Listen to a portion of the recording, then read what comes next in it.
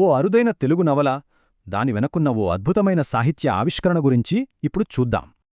సరిగ్గా ఇదే ప్రశ్న 1969లో వచ్చిన ఒక చారిత్రక నవలకు ఊపిరిపోసింది.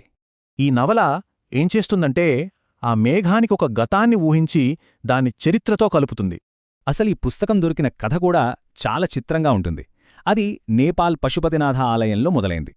చివరకు పెన్సిల్వేనియాలోని ఓ గుడి పుస్తకాల షాపులో అనుకోకుండా దొరికింది దాని మొదటి ఎడిషన్ కాపీ. అన్నింటికన్నా ఆశ్చర్యకరమైన విషయమేంటంటే, ఇంత గొప్ప పుస్తకం కేవలం $1.50కే దొరికింది. ఈ పుస్తకం ఓ కథతో కాదు, అసలు మనుషులకి భాష ఎలా వస్తుంది అనే ఓ ఫిలాసఫికల్ ప్రశ్నతో మొదలవుతుంది. రచయిత ఏమంటారంటే, పూర్తిగా అర్థం కాని ఆ రహస్యమే ప్రపంచాన్ని అందంగా చూపిస్తోందట. సరే, మరి నవెల్లోకి వెళ్దాం. అసలు ఈ కథ ఎలా అల్లారో చూద్దాం. ఈ కథానేపథ్యం పురాతన నేపాల్. అప్పుడు అంశువర్మ మహారాజు పాలిస్తున్న కాలమది. ఈ కథ మొత్తం రాజు, ఆయన మనవరాలికి మధ్య సంభాషణల రూపంలో, వాళ్ల గురువు మార్గనిర్దేశంలో సాగుతుంది. రాజ్యాన్ని కలపటంలో ఆయన తెలివితేటలో, రాజకీయ చతురత కథను ముందుకు నడిపిస్తాయి. ఈ స్నేహానికి ప్రతీక అంశువర్మ, విక్రమార్క చక్రవర్తుల మధ్య ఉన్న బంధం. ఇద్దరూ కలిసి తమ ఉమ్మడి సంస్కృతిని, వైదిక ధర్మాన్ని కాపాడటానికి కృషి చేస్తారు.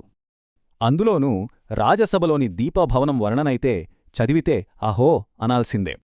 అయితే ఈ నవల అసలు మ్యాజిక్ అంతా కాళిదాసు కావ్యానికి మూలాన్ని కొత్తగా చెప్పడంలోనే ఉంది. అంటే ఒక రకంగా కాళిదాసు కావ్యాన్ని పూర్తిచేసే కథే ఈ నవల అన్నమాట. విమర్శకులు ఈ నవలను విశ్వనాథవారి మరో మాస్టర్పీస్ మ్రోయి తుమ్మిదతో పోలుస్తారు. కానీ పుస్తకాన్ని రెండోసారి చదివితే ఒక ఇంట్రెస్టింగ్ థియరీ బయటకొస్తుంది. విమర్శకుల అభిప్రాయం ప్రకారం ఆ బృహస్పతి భట్టు పాత్రే స్వయంగా రచయిత విశ్వనాథ. ఇలా ఆలోచిస్తే కథే మారిపోతుంది. ఈ సీన్ దైవికం, సాహిత్యం, చరిత్ర ఈ మూడింటినీ అద్భుతంగా కలుపుతుంది. ఈ ఒక్క వాక్యం చాలు చదివే వాళ్లకు ఎంతో అందమైన ఆధ్యాత్మిక అనుభూతినివ్వడానికి. దీన్ని బట్టి అర్థమయ్యేదొకటే, అద్భుతమైన కథలు ఎక్కడైనా ఎప్పుడైనా దొరకొచ్చు.